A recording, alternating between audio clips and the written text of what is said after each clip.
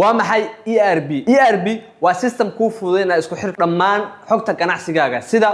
xisaabaadka iibka la sameeyay kaydka alaabta taalo iyo shaqaalaha nidaamka ERP wuxuu isku xirayaa dhammaan xogtaas si dhaqdhaqaaqa ganacsigaaga aad ula socotid tusaale ka soo qaad shirkad iibisa qalabka korontada waxda qaabilsan iibka waxay si toos ah u diiwaangelinaysaa adeega uu u baahan yahay customer ERP si toos ah ayuu ku ogeysiinayaa haddii alaabtu ay jirto ama ay taalo haddii ay alaabtu jirto systemku wuxuu si automatic ah ugu soo dirayaa xogta maaliyadda si loo xisaabiyo alaabta iyo xisaabaadka waxda HR ka qaabilsan waxay ogtahay qofkii iibkaas dhacay sameeyay maamulku wuxuu arkayaa warbixin guud oo isku mid ah iibkii la sameeyay lacagtii lagu gaday iyo alaabtii baxday sidoo kale iyo faa'iidada qaybaha ugu muhiimsan ERP